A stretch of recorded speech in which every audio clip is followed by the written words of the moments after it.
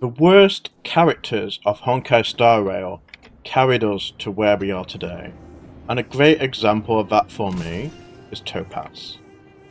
She is not a character that everybody picked.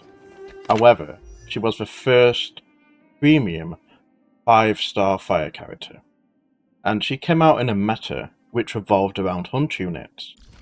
And the set that came out just after her, this follow-up set, the Ash Blazing Grand Duke, was tailor-made for her, and it's still an amazing set to this day.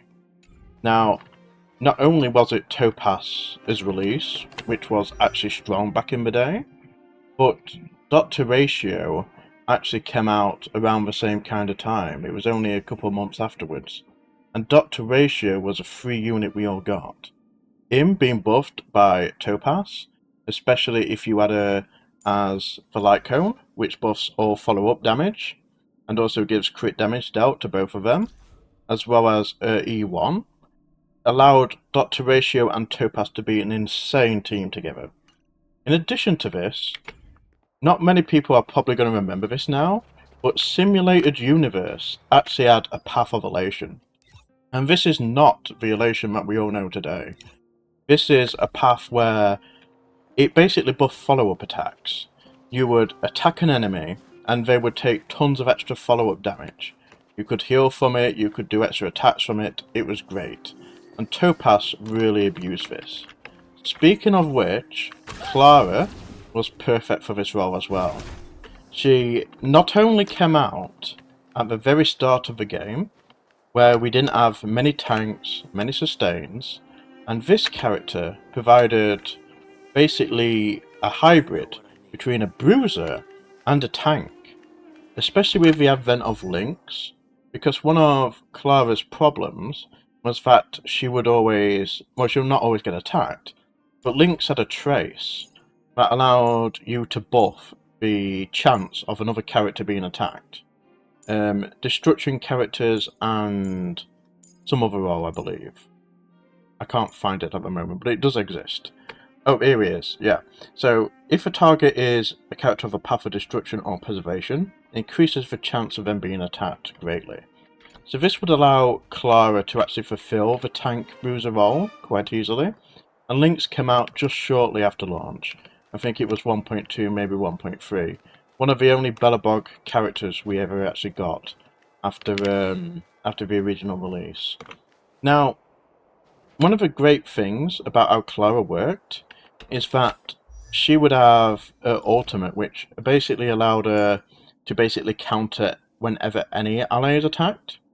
But when you combine this with the elation path, again in Simulated Universe, where a lot of the odd content was at the time, you would get these enhanced counters, and they would massively heal you as well as doing a ton of damage. So Clara was an insane character early on. If you had Clara, you was kind of set, and you could actually solo some of the hardest content in the game just with Clara using the Simulated Path Abuse, well, Simulated Universe Elation Path Abuse. Next up is Bailu. Everybody hates Bailu, and me specifically, look at this, I've got a super imposition 5 of her weapon. I am not a whale. I don't have many light cones, look, but I've managed to get this 5 times. But that's not either here or there. What is important about Bailu is she allowed AoE healing. Now, AoE healing at the start of the game was insane. We had Natasha, who had AoE healing on her ult, but Bailu, her skill would bounce to, I think it was 3 targets? Yeah, 3 targets. 1 originally, and then 2 random allies. And this would allow you to just top up your team, not really consistently, because it was random, but it more often than not, it would save your ass. And you do have, what you call it, a resurrection here as well, where if a target did die, yes, here we go, look. When Bailu's teammate receives a killing blow, she immediately resurrects him. Now, Bailu was not insane, because she did lack dispels. That has always been her main problem. But the healing output she gave you was massive, and the resurrection came in clutch. You could survive a lot of fights that you would not normally be able to survive.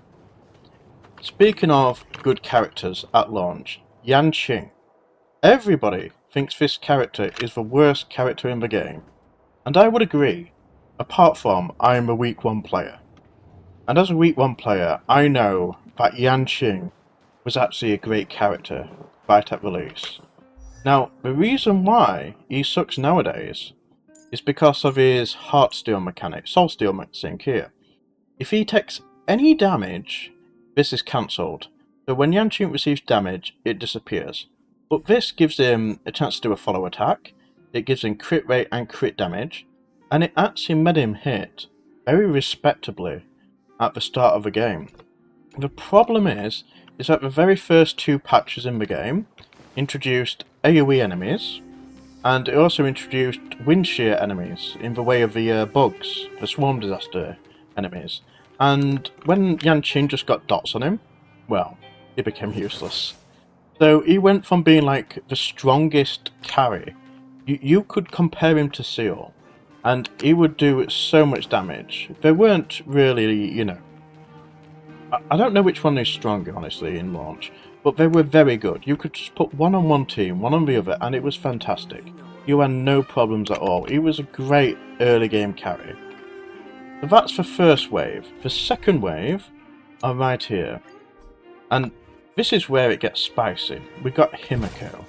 Now, Himeko was absolutely insane, just for one reason. And that reason is called pure fiction. When this game came out, well, when this mode came out, everybody considered it a joke. Because if you had Himeko and Herta, that's normal 4-star Herta by the way, you would just win by default. You would just do constant chain attacks, and everything would die massively. This set also works well on her, the Ash Blazing, and even without Eidolons, even without a good weapon, she would just carry. And she carried for like probably about a year of pure fiction for me. I didn't have to pull any pure fiction units. I was thinking about getting Jade because she's a pure fiction specialist, and I realised there's no point. Himeko just does everything, why do I need Jade? So, Himeko was an insanely good character, and even to this day, she can still do decently well in pure fiction. So, this is a character that has actually aged well. She hasn't actually weakened so much, and when she gets an overflare, my god, I'm kind of scared to see how good she's going to be. Another one is Welt. Now, we all know Welt has become god. I haven't even checked out his Nova Flare. I know what it does, but I haven't seen it in-game yet. But Welt was really, really good at the start of the game. And the reason why is because he had imprison effects. So this weightless doesn't count. That didn't exist. But, yeah, this Halo. When imprisoned, enemies have their actions delayed and speed reduction. And basically what this meant is you had a way of CCing enemies. And you would actually combine it with March 7th. Because what you could do is you could freeze with March's ultimate, and then you could imprison with Weld. So you would basically just chain CC the enemy until you can freeze or imprison again. You could actually keep bosses locked down and unable to move by combining both Welt and March. So anything which didn't have a timer attached to it, these two were absolutely fantastic. So Welt was an absolutely amazing character early on. And the third and last choice is Xuan. Now Xuan was something special. She has damage split. She can split all the damage your entire team takes, and it also gives you crowd control immunity. I can't remember how often this activates, but it was very good. And while the damage is split, allies even take less damage, and she eventually heals them slightly on her AoE, I believe it is, on her ultimate.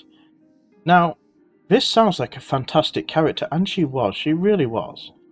The main issue that she had was that she was vulnerable to dots, and if there was like too many large hits, she would just potentially die because she doesn't have enough healing to keep herself up.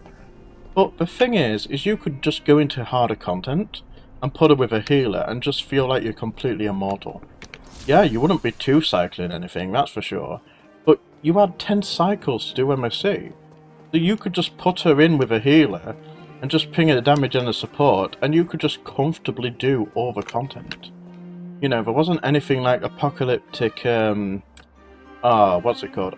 Anomaly arbitration. There wasn't anything like that where you've only got 2 cycles to do things. So Fu Xuan was an extremely comfortable choice. And she even had a light cone, which allowed you to fully heal all your party members at the start of a wave, I believe it was. I can't find it at the moment, but yes, it was really good. So, I want to ask you guys, which characters were your unspoken heroes? What characters do people mock today?